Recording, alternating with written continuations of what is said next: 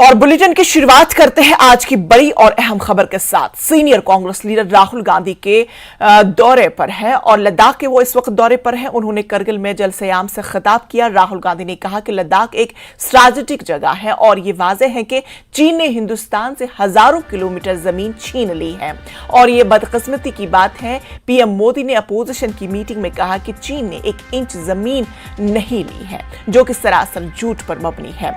हर हिंदुस्तानी जानता है कि चीन ने जमीन छीन ली और पीएम मोदी झूठ बोल रहा है। राहुल गांधी ने लद्दाख में हर जगह कई मसाइल देखे हैं। लद्दाख बेरोजगारी का मरकज है। उन्होंने लद्दाख के अवामी मसाइल को पार्लियामेंट के अगले इजलास में उठाने का ऐलान किया।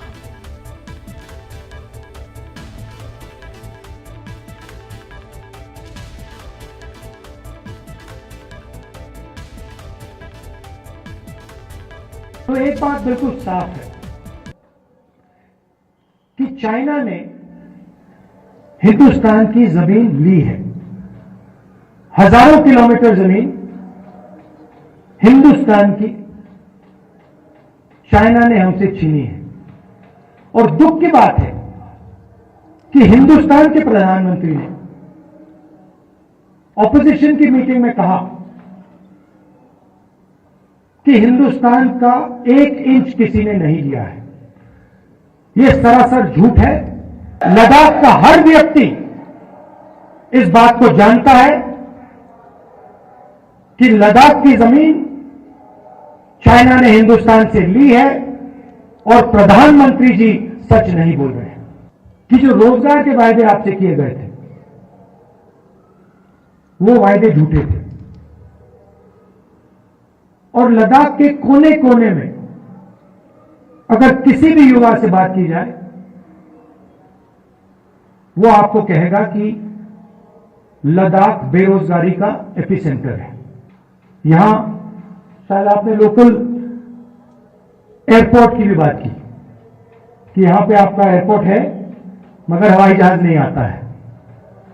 तो मैंने आपकी बात सुनने की कोशिश की और कांग्रेस पार्टी आपके साथ खड़ी है और आपकी जो स्ट्रगल है, चाहे वो आपकी जमीन का मामला हो, चाहे वो रोजगार का मामला हो, चाहे वो आपका जो कल्चर है, आपकी जो भाषाएं हैं, उसकी रक्षा करने की बात हो, हम आपके साथ। जम्मू कश्मीर के बेजमीन डोमिसाइल अफराद को 5 मरला जमीन देने से मुतालिक हुकूमत ने गाइडलाइंस जारी कर दी है। प्रधानमंत्री आवास योजना ग्रामीण या आवास प्लस से मुस्तफीद होने वाले अफराद को यह फायदा हासिल होगा। उन्हें लीज की बुनियाद पर 5 मरला सरकारी जमीन मिलेगी।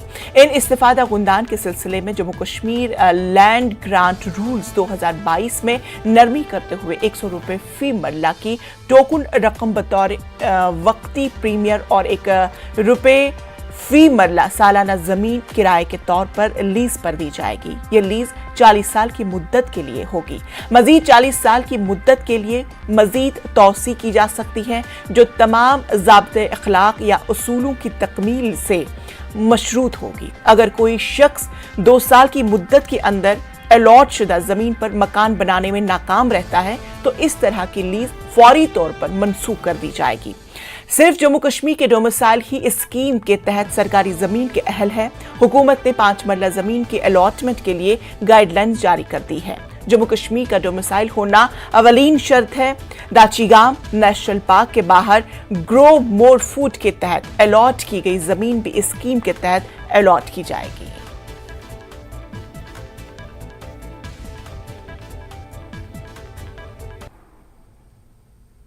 जमीन के अलॉटमेंट के लिए हुकूमती रहनुमा खतूत पर रद्द-ए-अमल जाहिर करते हुए नेशनल कॉन्फ्रेंस के सीनियर लीडर शेख बशीर ने कहा कि ये रहनुमा खतूत जम्मू कश्मीर के लोगों पर छापे हैं और हुकूमत सिर्फ जम्मू कश्मीर में बाहर के लोगों को जगह देना चाहती है।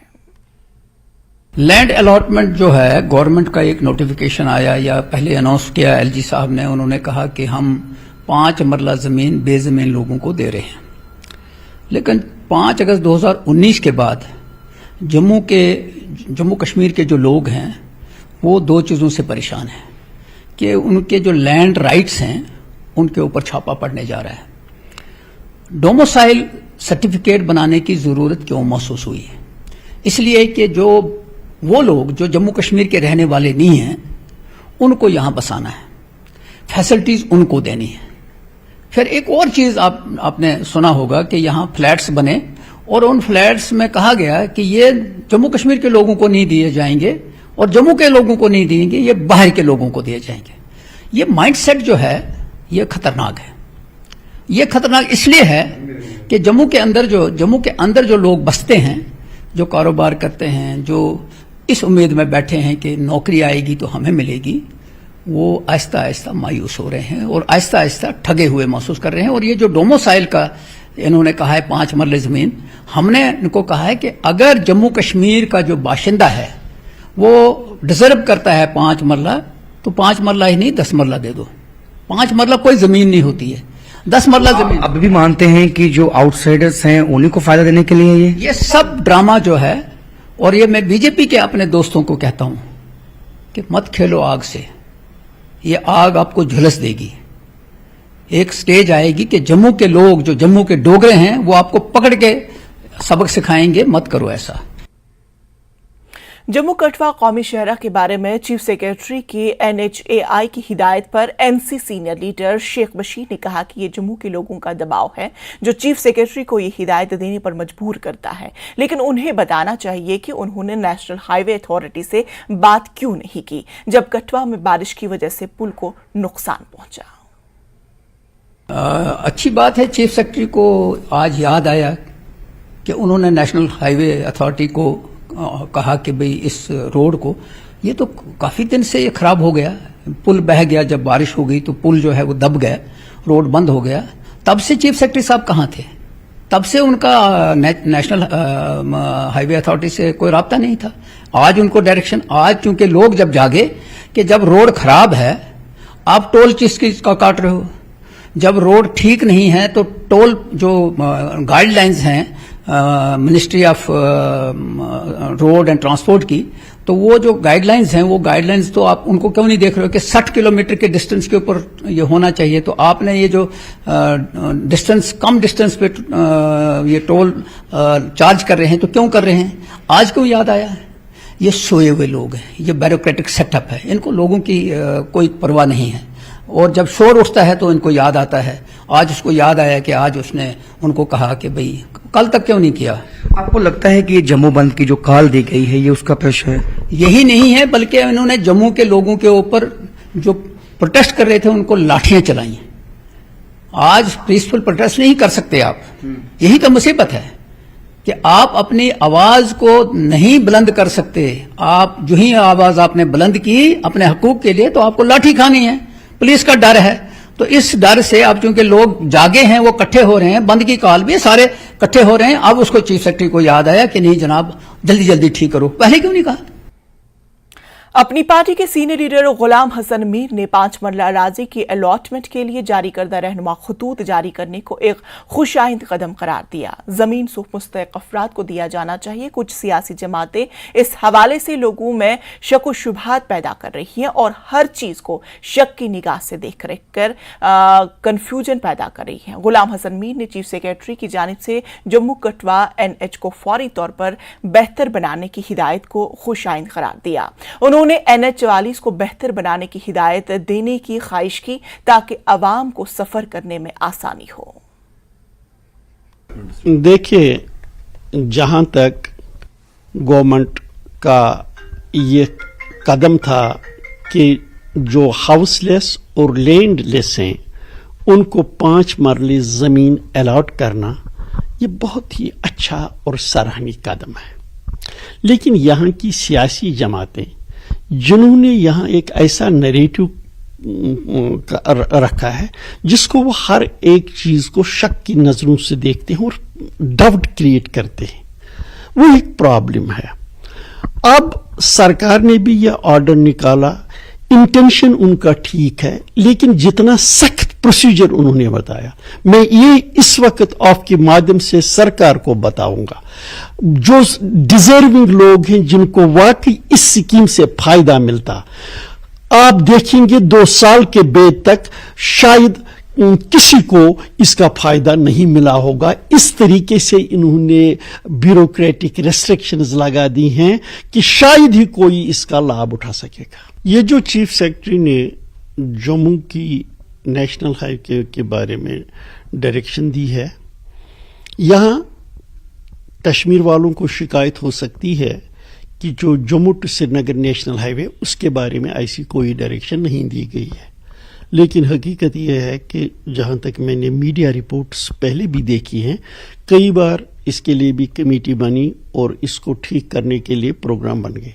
जम्मू में आजकल जो प्रॉब्लम है, वहां वो ब्रिज एक था वो कोलैप्स हो गया है, जिस कोलैप्स की वजह से जो नेशनल हाईवे है बड़ी इफेक्ट हो गई है। आप देख रहे होंगे रोज वहां पर हड़तालें होती हैं, टोल प्लाजा पर दबाव पड़ गया है।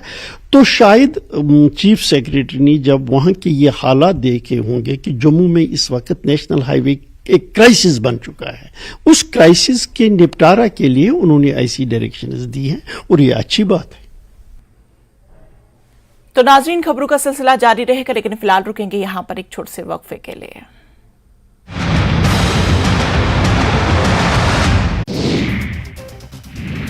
सुप्रीम कोर्ट में अनुच्छेद 370 को रद्द करने को चुनौती देने वाली याचिकाओं पर गुरुवार को सुनवाई हुई। केंद्र सरकार की ओर से दलीलें दी गई। अगली सुनवाई 28 अगस्त को होनी है। नेशनल फिल्म अवार्ड्स में कश्मीर फाइल्स को नरगिस दत्त पुरस्कार मिला। नेशनल इंटीग्रेशन पर सर्वश्रेष्ठ फिल्म का पुरस्कार दिया गया। कश्मीरी दफा तो हर रोक दफा।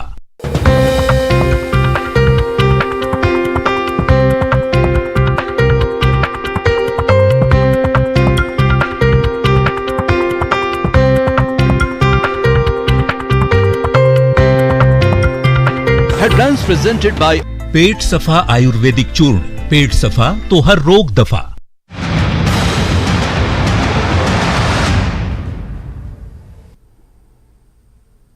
ब्रेक के बाद फिर से आप सभी का इस्तकबाल।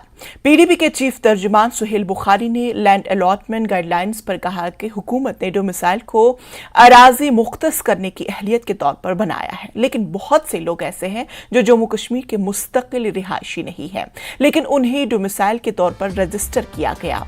उन्होंने सवाल किया कि हुकूमत ये जमीन उन लोगों को मुख्तस कर रही है जो जम्मू कश्मीर के मुस्तकिल बाशिंदे थे या जिन्हें बाद में डोमिसाइल दिया गया और जो असल जम्मू कश्मीर के बाशिंदे नहीं है।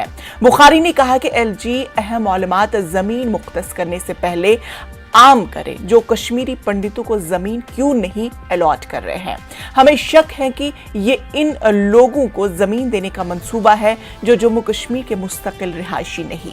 उन्होंने नेशनल हाईवे पर भी रद्द-ए-अमल जाहिर किया और कहा कि जब हालात खराब होते हैं तो बाबू लोग क्यों जाग जाते हैं। आपको जैसे कि मालूम है कि कल कुछ डिटेल्स एलजी इंतजामिया ने शेयर की हैं एक पॉलिसी को लेके, जिसका उन्होंने नाम दिया है लैंड टू लैंडलेस, जिसमें वो ये कह रहे हैं कि जी जो लैंडलेस लोग हैं उनको 5-5 मरले जमीन दिए जाएंगे उनके घर बनाने के लिए। आपको याद होगा कि जिस दिन से ये मामला सामने आया है उसी दिन से लोगों में खदशात हैं और उन खदशात की हमारी पार्टी प्रेसिडेंट महबूबा मुफ्ती साहिबा ने तर्जुमानी की है। पहले तो जो नंबर दिया गया उसमें कहा गया कि 2 लाख के करीब ऐसे लोग हैं जो लैंडलेस हैं और बाद में कहा गया कि नहीं जी ये नंबर कम है जिनको देना है।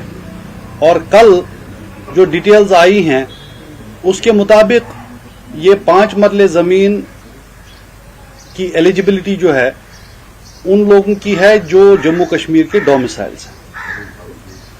आप सबको पता है कि 2019 के बाद यहां डोमिसाइल रजिस्ट्रेशन का एक प्रोसेस शुरू हुआ। को बुलाया गया, आप यहां पर आए। आज आपके सामने मुखातिब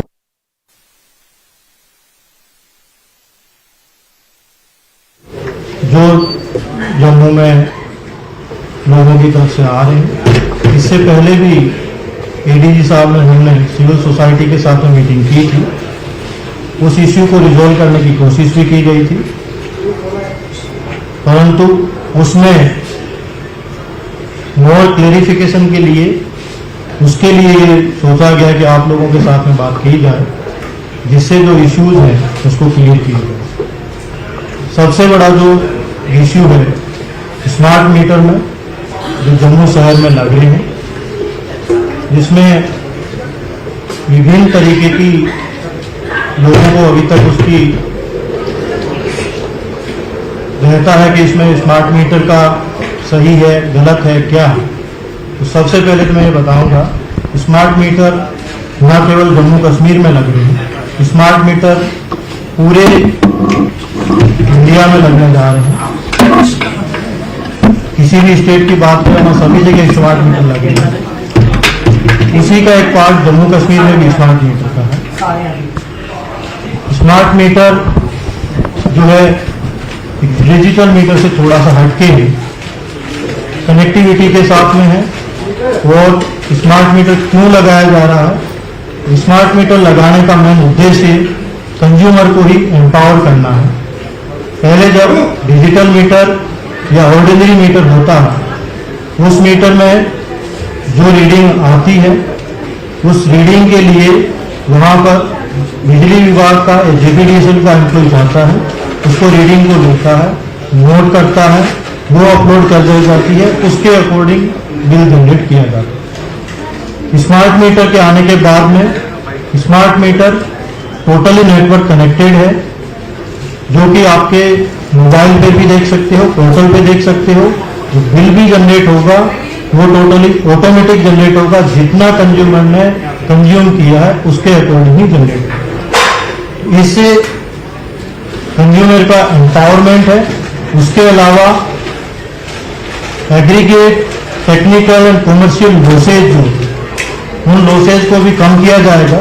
गवर्नमेंट ऑफ इंडिया का टारगेट है जो कि 20% से कम लॉसेज रखे जाए, और उसमें जो फायदा होगा ओवरऑल बेनिफिट कंज्यूमर को ही होगा। और इसी का जो एक नतीजा होगा कि मोर पावर अवेलेबल कंज्यूमर को होगा। ये एक था कि स्मार्ट मीटर क्यों लगाया जा रहा है, डिजिटल मीटर से स्मार्ट मीटर जाने का क्या रीजन है, उसका ये क्लेरिफिकेशन है। और ये सब जगह पूरे भारत में किया जा रहा है। यूपी, बिहार, राजस्थान, हरियाणा, यहाँ सभी जगह पे स्मार्ट मीटर लगाए जा रहे हैं। कुछ स्टेट ने कंप्लीट कर दी है, कुछ स्टेट अभी तक अंडर प्रोसेस में है। उसी के पार्ट में जम्मू कश्मीर जम्मू के अंदर 1,83,000 के लगभग मीटर लगाए जाने थे। और स्मार्ट मीटर की प्रक्रिया आपको पता है, आज 1 महीने पहले अभी शुरू नहीं हुई है। ये पौने 2 साल से स्मार्ट मीटर लग रहे हैं, और उसमें 80% तक कंप्लीट कर भी दिया गया है।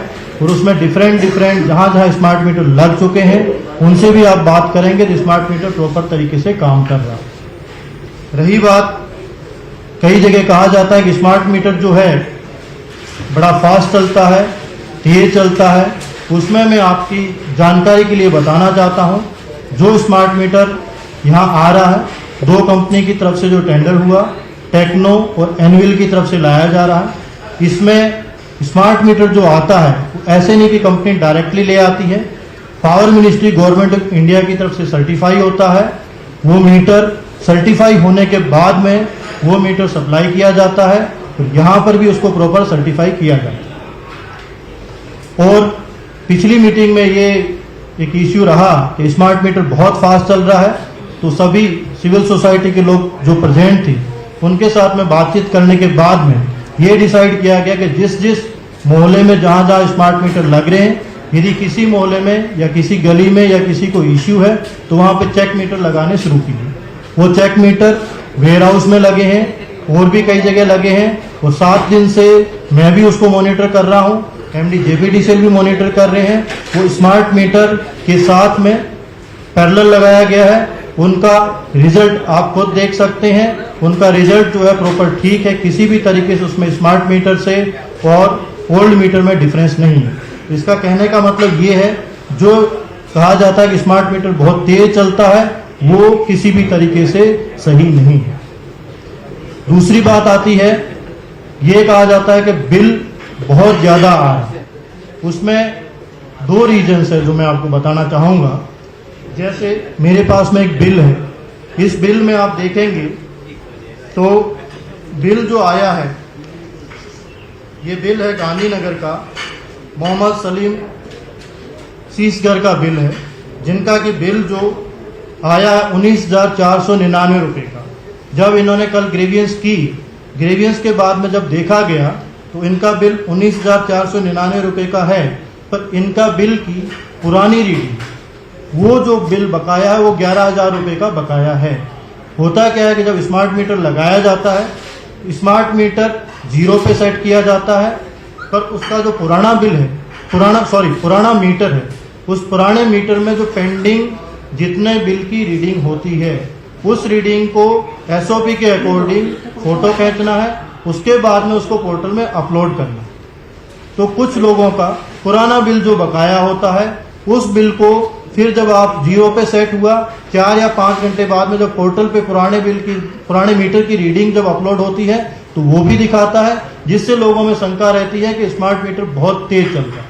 तो इसके लिए एक समाधान किया गया है, जो कि एमडी जेपीडीसीएल को इनको बताया गया है कि जहां भी जाएंगे, जहां पर भी पुराना मीटर लगा हुआ है, पुराने मीटर की रीडिंग होगी, वो कंज्यूमर को दिखाई जाएगी कि आप भाई साहब आप देखें, आपकी ये रीडिंग है, इस रीडिंग को हम ले रहे हैं, फोटो खींच के ले रहे हैं, आप नोट करके रख लें, इस रीडिंग को रखा जाएगा जो कि आपके अगले मीटर के अंदर आएगी। इसमें एक और मैं क्लेरिफिकेशन करना चाहता हूं, क्योंकि मैंने शुरुआत में कहा था कि मैनुअल किया जाता था। मुझे ये कहने में शक नहीं है, कई बार जो ग्राउंड लेवल का वर्कर जाता था, आपका वहां पर माना गया कि वहां पे 10,000 की रीडिंग आ रखी है, तो क्या पता वो 8,000 की रीडिंग ही नोट करके दिखाता था, जिससे कि आपकी 2,000 की रीडिंग बैकलॉग में चलती रहती थी।